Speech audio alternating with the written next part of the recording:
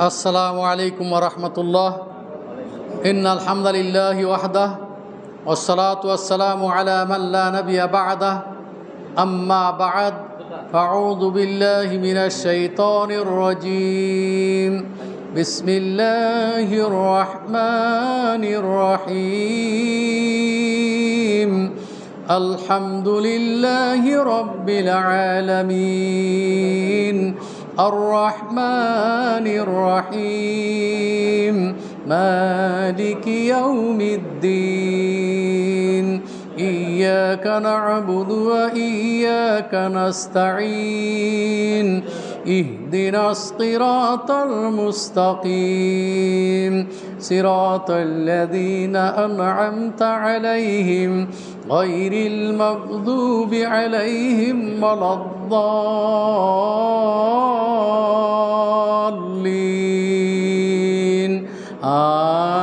آمين। আলহামদুলিল্লাহ, আমরা বেশ কিছুদিন পর পুনরায় তাফসির শুরু করতে পেরেছি। এজন্য আমরা আল্লাহর শুকরিয়া স্বরূপ বলি আলহামদুলিল্লাহ।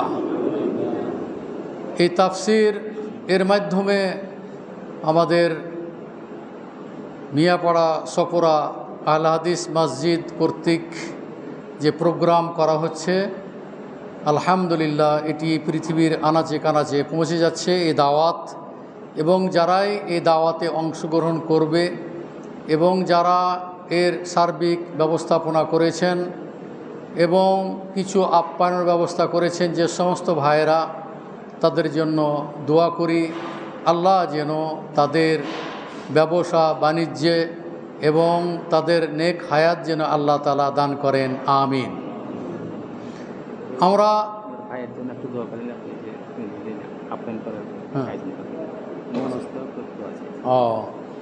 একজন ভাই যিনি এখানে আপ্যায়নের ব্যবস্থা করেন, তার ভাই অসুস্থ, দোয়া করি আল্লাহ যেন তাকে সুস্থতা দান করেন। আজহিবিল বাস রব্বান নাস ওয়াশফি আনতা শাফি লা শিফা ইল্লা শিফাউকা শিফা আল্লাহ ইগাদিরু সাকামা লা বাসা তাহুরুন ইনশাআল্লাহ। আমরা দৈনন্দিন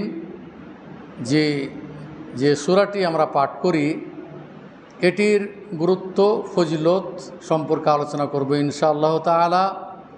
আমরা 5 ওয়াক্ত সালাতে এবং নফল সালাতেও আমরা কি করি? সূরা ফাতিহা পাঠ করে থাকি এবং সূরা ফাতিহা পাঠ করি, কিন্তু এর মর্মার্থ এবং এর অনুবাদ বা সঠিকভাবে আমরা উচ্চারণ করে পড়তে জানি না, যার কারণে আজকের এই বিষয়টি হলো সূরা ফাতিহার গুরুত্ব তাৎপর্য সম্পর্কে আলোচনা করব ইনশাআল্লাহ তাআলা। তার আগেই আমরা সরল অর্থে যেটি সূরা ফাতিহার যে অর্থ, সেটি আপনাদের সামনে সংক্ষিপ্ত আকারে আলোচনা করে আমি তার ব্যাখ্যায় চলে যাব ইনশাআল্লাহ তাআলা। আল্লাহ তাআলা বলতেছেন, বিসমিল্লাহির রহমানির রহিম, আলহামদুলিল্লাহি রব্বিল আলামিন। আলহামদুলিল্লাহি রব্বিল আলামিন, জামিউল হামদ ওয়াস সানা লিল্লাহি সুবহানাহু ওয়া তাআলা। সমস্ত প্রশংসা কার জন্য? একমাত্র আল্লাহর জন্য, যিনি জগৎ সমূহের যিনি প্রতিপালক। আলহামদুলিল্লাহি রব্বিল আলামিন। আলহামদ শব্দের অর্থ হলো যে আল মানে হলো জামি', সমস্ত, হামদ মানে প্রশংসা করা। আলহামদুলিল্লাহি, লিল্লাহি মানে জন্য, আল্লাহ মানে আল্লাহর জন্য। রব্বিল আলামিন, রব হলো প্রতিপালক, আলামিন হলো জগৎ সমূহের যিনি রব। অর্থাৎ সরল অর্থ যেটা আমরা করব, যে সমস্ত প্রশংসা আল্লাহ তাআলার জন্য, যিনি জগৎ সমূহের যিনি কি প্রতিপালক। আর রহমানির রহিম, তিনি হচ্ছেন কি? তিনি হচ্ছেন পরম করুণাময়, অতি দয়াশীল। আর রহমানির রহিম, মালিক ইয়াউমিদ্দিন, যিনি কি হলো? ওই কিয়ামত দিবসের যিনি মালিক, প্রতিফল দিবসের যিনি মালিক। মালিক ইয়াউমিদ্দিন, ইয়্যাকা না'বুদু ওয়া ইয়্যাকা নাস্তাঈন, একমাত্র আমরা তোমারই ইবাদত করি এবং আমরা তোমারই নিকটে কী করি? সাহায্য প্রার্থনা করি। ইয়্যাকা না'বুদু ওয়া ইয়্যাকা নাস্তাঈন ইহদিনাস সিরাতাল মুস্তাকিম, আমরা আল্লাহর কাছে দোয়া করি, হে আল্লাহ তুমি আমাদেরকে সরল সঠিক পথে পরিচালিত করো। ইহদিনাস সিরাতাল মুস্তাকিম সিরাতাল্লাযীনা আনআমতা আলাইহিম, ওই লোকদের পথে যাদের প্রতি আপনি নিয়ামত দান করেছেন, যাদের প্রতি আপনি কি করেছেন? নিয়ামত দান করেছেন। সিরাতাল্লাযীনা আনআমতা আলাইহিম গায়রিল মাগযুবি আলাইহিম ওয়ালাদ-দাল্লিন, ওই লোকদের পথে নয় যাদের প্রতি আপনার গজব নাজিল হয়েছে এবং যারা পথভ্রষ্ট হয়ে গেছে, অর্থাৎ ইয়াহুদি, এরা হলো মাগযুব আলাইহিম, হ্যাঁ, তারা হলো কি আল্লাহর অভিশপ্ত, এবং ওয়ালাদ-দাল্লিন, এবং যারা কি এই পথভ্রষ্ট অর্থাৎ নাসারা। আগের হলো ইহুদি এবং পরেরটা হলো কি, এরা হলো কি নাসারা।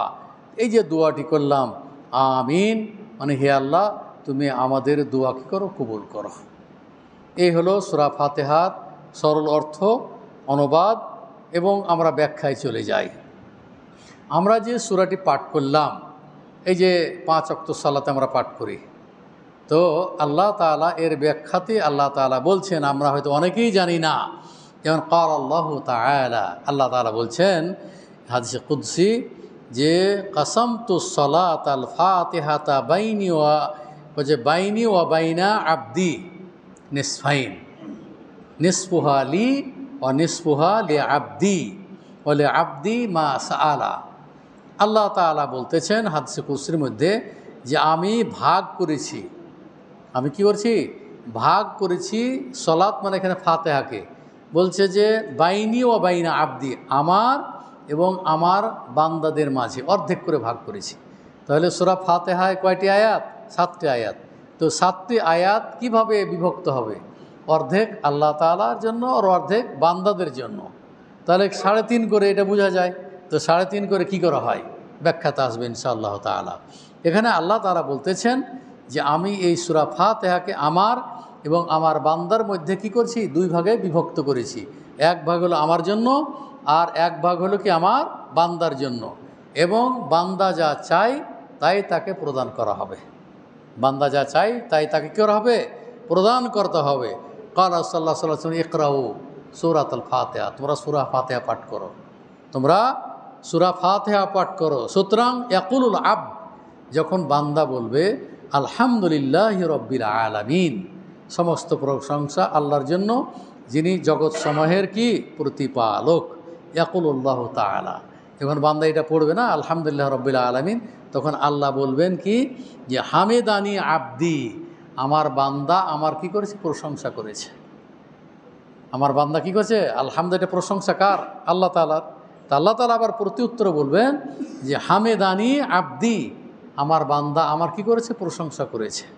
তারপরে ওয়ায়াকুলুল আবদ, বান্দা যখন বলবে যে আর রহমানের রহিম, আর রহমানের রহিম, যিনি পরম করুণাময় ও অসীম দয়ালু, এ কথা যখন বান্দা বলবে ইয়াকুলুল্লাহু তাআলা, তখন আল্লাহ তাআলা বলবেন কি আসনা আলাইয়া আবদি, আমার বান্দা আমার কি করেছে? গুণগান করেছে। আমার বান্দা কি করেছে? আমার গুণগান করেছে। ইয়াকুলুল আবদ, বান্দা যখন বলবে আবার মালিক ইয়াউমিদ্দিন, হ্যাঁ, যিনি কি কিয়ামত দিবসের মালিক, ফলাফল দিবসের মালিক, তখন ইয়াকুলুল্লাহ, আল্লাহ তাআলা বলবেন যে মাজ্জাদানি আবদি, আমার বান্দা আমাকে কি করেছে? সম্মান প্রদর্শন করেছে, আমাকে সম্মানিত করেছে। এটা আল্লাহ তাআলা বলবেন। এরপরে ইয়াকুলুল আবদ, যখন বান্দা বলবে যে ইয়াকা না'বুদু ওয়া ইয়াকা নাস্তাঈন, এই যে একমাত্র আমরাই তোমার ইবাদত করি এবং একমাত্র আমরাই তোমার কি করে? তোমার নিকটে সাহায্য প্রার্থনা করি। তাহলে আবদ, তাই ইবাদতের মালিককে? আল্লাহ। সাহায্য প্রার্থনা করি, সাহায্য দেওয়ার মালিককে? আল্লাহ। এখানেই 2 ভাগ, এই যে অর্ধেক আমার আর অর্ধেক বান্দার। এখানে তখন আল্লাহ তাআলা কি বল? যখন আপনি বলবেন যে ইয়াকা না'বুদু ওয়া ইয়াকা নাস্তাঈন, ইয়াকুলুল্লাহু তাআলা, তখন আল্লাহ তাআলা বলবেন কি যে হাযিহি বাইনি ওয়া বাইনা আবদি, হাযিহি বাইনি ওয়া বাইনা আবদি ওয়া লি আবদি মা সাআলা। আল্লাহ তাআলা বলবে যে এই সবগুলোই হলো আমার বান্দার এবং আমার মধ্যে সীমিত, আমার এবং আমার বান্দার মধ্যে কি সীমিত। তার মানে ইবাদত আল্লাহর, আর আমরা কি ইবাদত চাচ্ছি এবং তিনি সাহায্য, আমরা প্রার্থনা দিয়ে সাহায্য দিচ্ছেন। তো এই যে ভাগ হয়ে গেল এখানে, এটাই বলছে আল্লাহ তাআলা তখন বলবেন যে হাযিহি বাইনি ওয়া বাইনা আবদি, এগুলো আমার এবং আমার বান্দাদের মধ্যে এগুলো সীমিত। বলছে বলে আবদি মা সাআলা, আমার বান্দা যা চাইবে তা তাকে দেওয়া হবে, তা কী করা হবে? দেওয়া হবে। এরপরে বলা হচ্ছে ইয়াকুল আব্দু, আল্লাহ তাআলা নাকি বান্দা যখন বলবে ইহদিনা সিরাতাল মুস্তাকিম সিরাতাল্লাযীনা আনআমতা আলাইহিম গায়রিল মাগদুবি আলাইহিম ওয়ালাদ-দাল্লিন, শেষ পর্যন্ত। তখন আল্লাহ তাআলা বলবেন কি, যে আল্লাহ তাআলা বলবেন যে ওয়ালি আবদি মা সাআলা ইয়াকুলুল্লাহ তাআলা ফাহাউলা ইলা আবদি, এই সবগুলোই হলো আমার বান্দাদের জন্য। এই সবগুলো কি আমার বান্দাদের জন্য। ওয়ালি আবদি মা সাআলা, এবং আমার বান্দারা যা চেয়েছে আমি তাকে কি সেটা দেওয়া হবে। আমার বান্দার যা চাই তাকে সেটা দেওয়া হবে। তারপরে আমরা বলি কি আমিন, মানে ইস্তাজিব লি, হে আল্লাহ তুমি আমার কি করো, দোয়া কবুল করো। এই হলো সূরা ফাতিহার অর্থ সারমর্ম, যেটি হয়তো আমরা অনেকেই জানি না, হয়তো শুনেছি আমরা। এবং সূরা ফাতিহাকে শেফা বলে একটি হাদিস এসেছে। সূরা ফাতিহার নাম কি 40-এর অধিক আছে, যেমন উম্মুল কিতাব, ফাতিহাতুল কিতাব, কোরআনের মূল, তারপর কোরআনের সূচনা, এই হলো সূরাতুল ফাতিহা। এই সূরাতুল ফাতিহাকে বলা হয় সূরাতুল শেফা, মানে আরোগ্য দানকারী। মানে এই সূরা পড়ে ফুঁ দিলে কি আরোগ্য হয়, শেফা হয়। তো এখানে একটি উল্লেখযোগ্য ঘটনা, সেটি হলো বুখারীর 2276 নম্বর হাদিস, 2276 নম্বর হাদিস। একটি দল একটি সফরে গিয়েছিল। সফরে যাওয়ার পরে তখন তারা এমন এক জায়গাতে পৌঁছলো যে তাদের খাদ্য সমগ্র কিছু নয়, শেষ। তখন বলা হলো যে একটি আরব গোত্রের নিকটে তারা গেল। যাওয়ার পরে তাদেরকে মেহমান হওয়ার জন্য আবেদন করলো, কিন্তু আবাও, তারা অস্বীকার করলো তাদের মেহমানদারি করতে। যখন অস্বীকার করলো তখন তারা একটা জায়গাতে গিয়ে তারা বসবাস করতে লাগলো। এর ফলে হলো কি, যে ওই আরব গোত্রের একজন লিডারকে কী করলো, বিচ্ছুত দংশন করলো, সাপের চেয়েও বিষ বেশি। তো তাকে কী হলো, দংশন করলো। তখন তারা যত রকমের চেষ্টা আছে যাকে চিকিৎসা করার জন্য, কিন্তু তারা সফল হতে পারলো না। তাদের মধ্যে একজন বলল যে ওই যে গোত্রগুলি এসেছে, চলো তাদের নিকটে যায়, যদি তাদের মধ্যে কেউ কিছু যদি জানে তাহলে আমাদের সর্দারকে আমরা বাঁচাতে পারবো, না হলে সে মৃত্যুবরণ করবে। তার পরামর্শ অনুযায়ী তাদের নিকটে গেল। যাওয়ার পরে বলল ঘটনা যে আমাদের সর্দারকে, আমাদের লিডারকে সাপে বা বিচ্ছুত দংশন করেছে। তখন তারা বলল, অস্বীকার করলো যে না, তোমাদের আমরা মেহমান হতে চেয়েছিলাম, কিন্তু তোমরা কি করেছিলে, অস্বীকার করেছিলে, সুতরাং আমি তোমাদের চিকিৎসা করব না। তখন শর্ত সাপেক্ষে রাজি হলো যে ইন্নি লা আরকি, নিশ্চয় আমি ঝাড়ফুঁক করতে জানি। শর্ত হলো কি, যে তারা শর্ত আরোপ করলো এবং সালাহুম আলা কাতিইন মিনাল গানাম, এক পাল ছাগল দেওয়ার বিনিময়ে সে তখন কী করে দিল, ওই সর্দারকে তখন ঝাড়ফুঁক করতে আরম্ভ করলো। তারপরে সে কী হয়ে গেলো, এমনভাবে ভালো হয়ে গেল যে তাকে সাপে বা বিচ্ছু দংশনই করেনি, এমনভাবে সে আরোগ্য দান করলো। তারপরে তখন শর্ত অনুযায়ী ওই এক পাল ছাগল তারা কী করে, তাদেরকে প্রদান করল। তখন তাদের মধ্যে বলছে যে ইকসিমু, এটা বন্টন করো। তখন যিনি ঝাড়ফুঁক করেছিলেন উনি বলছেন যে না, আমরা রাসূলুল্লাহ সাল্লাল্লাহু আলাইহি ওয়াসাল্লামকে এটা না অবহিত করা পর্যন্ত আমরা এটা বন্টন করতে পারবো না, দেখা যাক তিনি আমাদেরকে কি নির্দেশ দিচ্ছেন। এ কথা যিনি বললেন, তখন তারা তাই সিদ্ধান্তে উপনীত হলো। তারপরে রাসূলুল্লাহ সাল্লাল্লাহু আলাইহি ওয়াসাল্লামকে তারা এই ঘটনা বলার পরে তখন বলছে, আল্লাহ রাসূল সাল্লাল্লাহু আলাইহি ওয়াসাল্লাম বলছে, ওমা ইউদরিকা আন্নাহা রুকিয়া, তোমরা কীভাবে জানলে যে সূরা ফাতিহা পড়ে ফুঁ দিতে হয়, তোমরা এটা কীভাবে জানলে? আল্লাহ রাসূল সাল্লাল্লাহু আলাইহি ওয়াসাল্লাম বললেন, সুম্মা ক্বাল লাকাদ আসাবতুম, তাদের জবাব না শুনে আল্লাহ রসুল বললেন কি যে তোমরা কি করছো, সঠিকটাই করেছো, ঠিক করেছো। ইকসিমু, সুতরাং তোমাদের যে এক পাল ছাগল দিয়েছে এটা তোমরা বন্টন করো। অজরেবু লি মাকুম সাহামান, তবে তোমরা কি করো, আমারও একটা ভাগ তোমাদের সাথে দিও। ফাজাহিকা রাসূলুল্লাহ সাল্লাল্লাহু আলাইহি ওয়াসাল্লাম, এ কথা বলে আল্লাহ রসুল সাল্লাল্লাহু আলাইহি ওয়াসাল্লাম কী করেন, হাসতে আরম্ভ করলেন। আল্লাহ রসুল হাসতে আরম্ভ করলেন। এখানে লক্ষণীয় বিষয় হলো এই যে সূরা ফাতিহা পড়ে ওই লোকটি ফুঁ দিয়েছিল, ঝাড়ফুঁক করেছিল, যার কারণে সে কি আরোগ্য লাভ করেছিল। তো এখান থেকে বোঝা গেল যে সূরাটির নাম সূরাতুশ শিফা কী জন্য বলা হয়েছে, যে এর দ্বারা থেকে আরোগ্য হয়। এই জন্য অসুখ বিসুখ হলে আপনারাও সূরা ফাতিহা পড়ে নিজের শরীরে আপনারা ঝাড়ফুঁক করতে পারেন, ইনশাআল্লাহ আরোগ্য দান করবেন। এরপরে এখানে একটি জিনিস আমরা যেটি অনুবাদে যে ব্যাখ্যাটি করিনি, সেটা হলো যেখানে বলা হচ্ছে যে সিরাতাল্লাযীনা আনআমতা আলাইহিম, সিরাতাল্লাযীনা আনআমতা আলাইহিম, তো বলা হচ্ছে যে ওই লোকের পথে যাদের উপর আপনার নিয়ামত রাজি রয়েছে, নিয়ামত রয়েছে, যাদের প্রতি আপনি কী করেছেন, নিয়ামত দান করেছেন।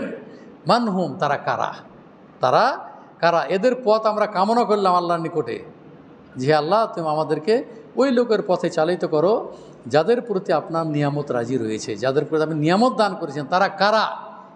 সূরা নেসার 69 নম্বর আয়াত আল্লাহ তাআলা বলতেছেন, ওমাই ইউতিইল্লাহ ওয়া রাসূল, যারা আল্লাহ এবং আল্লাহ রসুলের যারা আনুগত্য করবে, ফাউলাইকা মাআল্লাযীনা আনআমাল্লাহু আলাইহিম, যাদের উপরে আল্লাহ তাআলা নিয়ামত রাজি, নিয়ামত দান করেছেন, তাদের সাথী হবে তারা। তারা কারা, মিনান নাবিয়িন, এদের উপর আল্লাহ তাআলা নিয়ামত রয়েছে, এদের সাথে, এদের দলে, এদের সাথে থাকার জন্য আমরা দোয়া করি। সিরাতাল্লাযীনা আনআমতা আলাইহিম, তারা হচ্ছে কারা, মিনান নাবিয়িন, তারা নবী, ওয়াসিদ্দিকিন, তারা সত্যবাদী, তার মানে কি আবু বকরের মতো সত্যবাদী, ওয়াশুহাদা, এবং যারা আল্লাহর পথে শহীদ হয়েছে, ওয়াসসালিহিন, যারা নেককার, যারা সৎ মানুষ, ওয়াহাসুনা উলাইকা রাফিকা, বলছে আর এরাই হবে কি, উত্তম সাথী হবে এরাই। তাহলে নবী, সিদ্দিক, সুহাদা, সালেহিনদের সাথীর জন্য আমরা দোয়া করি, সিরাতাল্লাযীনা আনআমতা আলাইহিম। তারপর পরে কি, সিরাতটা কি, ইহদিনা সিরাত, আমরা আল্লাহর নিকটে চাচ্ছি ইহদিনা সিরাতাল মুস্তাকিম, হে আল্লাহ তুমি আমাদেরকে সরল সঠিক পথে পরিচালিত করো। তো সরল সঠিক পথ কোনটি? আব্দুল্লাহ ইবনে মাসউদ রাদিয়াল্লাহু তাআলা আনহু বলতেছেন যে খাত্তালানা রাসূলুল্লাহ সাল্লাল্লাহু আলাইহি সাল্লাম খাত্তান, যে আল্লাহ রসুল আমাদেরকে সিরাতে মুস্তাকিম, সরল সঠিক পথটা বোঝানোর জন্য তিনি একটি সরল রেখা টানলেন। আমি অনেক সময় খুতবাতে আলোচনা করেছি যে সরল সঠিক একটা সরল রেখা টানলেন।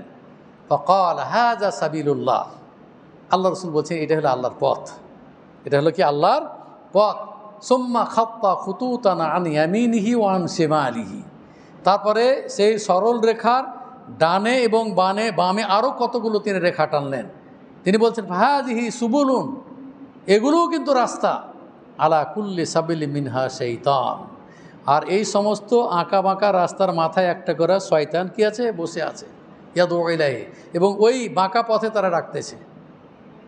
হাযিহি সুবুলুন আলা কুল্লি সাবিলি মিনহা শাইতান ইয়াদউ ইলাইহি ওয়াকারা, এবং আল্লাহ রাসূল আয়াতটি পাঠ করলেন, ওয়া আন্না হাযা সিরাতি মুস্তাকিমা, নিশ্চয় এটি হচ্ছে আমার সরল সঠিক পথ, সুতরাং এই পথের তোমরা অনুসরণ করো। ওয়ালা তাত্তাবিউস সুবুলা, আর আঁকা বাঁকা পথে তোমরা অনুকরণ করো না। যদি আঁকা বাঁকা পথের অনুকরণ করো তাহলে কী হবে, তোমরা পথভ্রষ্ট হয়ে যাবে। ফাতাফাররাকা বিকুম আন সাবিলি, তাহলে মূল এই সরল রেখা থেকে তোমরা কি বিচ্যুতি হয়ে যাবে, তোমরা কি পৃথক হয়ে যাবে। তো এখানে সিরাত মুস্তাকিম কি, আল্লাহ রসুল সাল্লাল্লাহু আলাইহি সাল্লাম সাহাবাদেরকে এই সরল একটা রেখা টেনে তিনি কী করলেন, এটা বুঝিয়ে দিলেন। এরপরে আরও অনেক আয়াত আছে, যেমন আল্লাহ তাআলা সূরা নেসার 68 নম্বর আয়াত আল্লাহ তাআলা বলছেন, ওয়ালা হাদাইনাহুম সিরাতাম মুস্তাকিমা, আমি তাদেরকে সরল সঠিক পথে পরিচালিত করে থাকি বা পরিচালিত করেছি। তো সরল সঠিক পথ আমরা যে সূরা ফাতিহা যে পড়ছি, এগুলো দোয়া, এবং এগুলো আমরা কামনা করতেছি। এবং গায়রিল মাগযুবা আলাইহিম ওয়ালাদ-দাল্লিন, এবং ওই লোকদের পথে নয় যাদের প্রতি আপনার গজব নাজিল হয়েছে, তার মানে ইহুদি।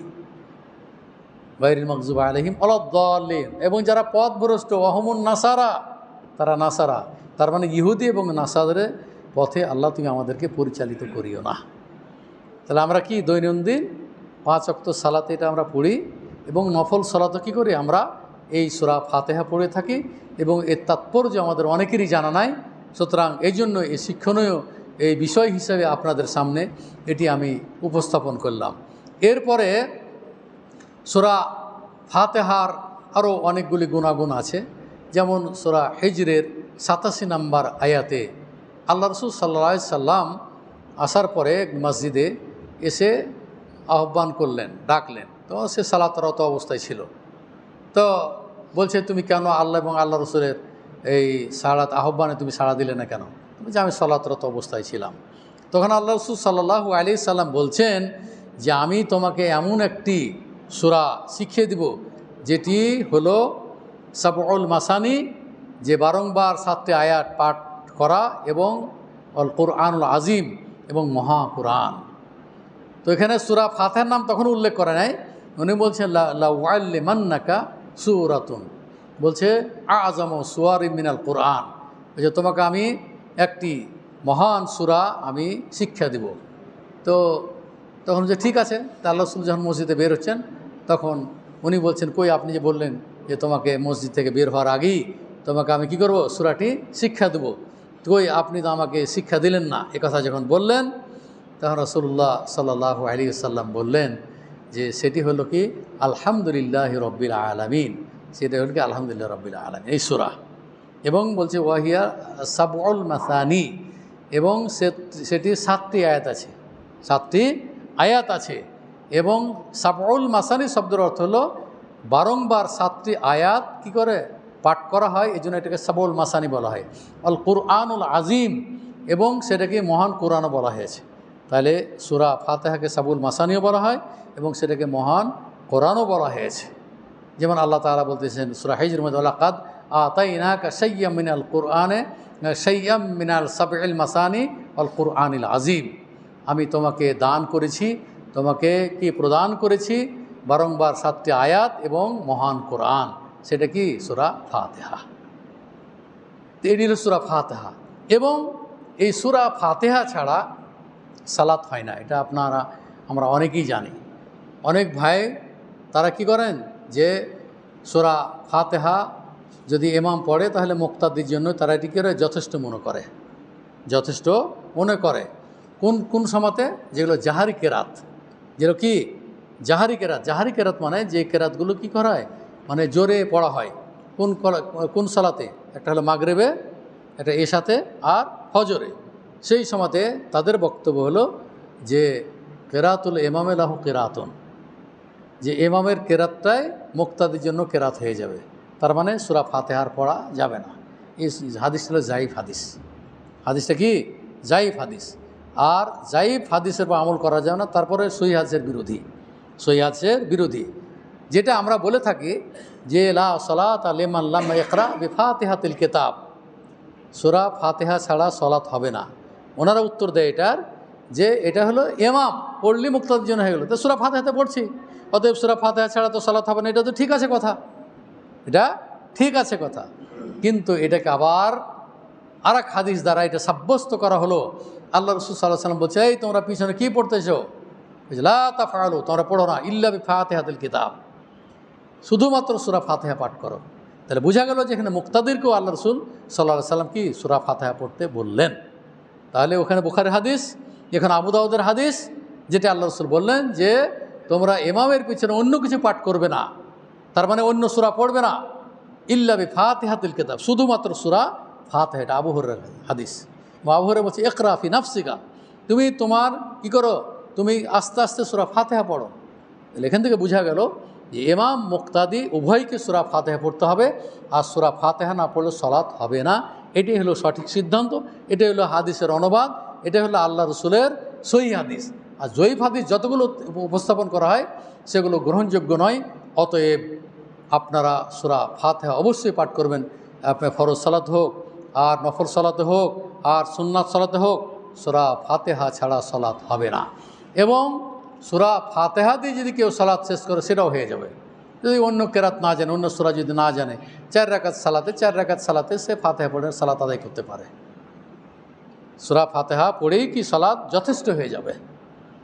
এর সাথে যদি মুখস্থ থাকে পড়বে, না মুখস্থ থাকলে সূরা ফাতিহাই তার জন্য যথেষ্ট। অতএব সূরা ফাতিহার অপরিসীম গুরুত্ব এবং ফজিলত রয়েছে। আপনারা এগুলো বেশি বেশি করে পড়ার, অনুবাদ করার চেষ্টা করুন। সময় আপনারা একটু ব্যয় করুন আল্লাহর পথে এবং কোরআনের অনুবাদগুলো পড়ার চেষ্টা করুন। সঠিক অনুবাদ যে সমস্ত বইগুলো পাওয়া যায় আমাদের যেন ওয়াহিদে ইসলামী লাইব্রেরিতে, ওখানে সহি আকিদার যে সমস্ত কোরআনে অনুবাদ করা হয়েছে সেগুলো আপনারা পড়বেন। সেখানে সঠিক অনুবাদ, সঠিক ব্যাখ্যা এবং হাদিস তুলে ধরা হয়েছে। অতএব এখানে অপব্যাখ্যা করার কোনো সুযোগ নাই। সেই ধরনের তাফসির, সেই ধরনের কোরআনের অনুবাদ আপনারা অবশ্যই পাঠ করবেন, অবশ্যই পড়বেন।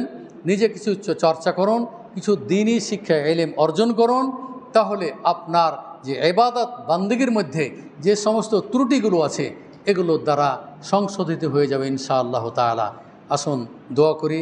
আপনারা যারা আমার বক্তব্য শুনছেন, আপনারা বক্তব্য শোনার পরে এই কিছু সময় হলো আল্লাহর পথে ব্যয় করার আপনারা চেষ্টা করুন এবং বিভিন্ন রকমের বিষয়ভিত্তিক বইগুলো যেগুলো পাওয়া যায় সেগুলো পড়ুন এবং সেগুলো পড়লে একজন আলেমের মতো আপনি অনেক কিছু শিখে ফেলতে পারবেন ইনশাআল্লাহ তাআলা। আল্লাহ যেন আপনাদেরকে সেই তৌফিক দান করেন। আমিন। ওয়া আখিরে দাওয়ানা আনিল হামদুলিল্লাহি রাব্বিল আলামিন। আসসালামু আলাইকুম ওয়া রাহমাতুল্লাহি ওয়া বারাকাতুহু।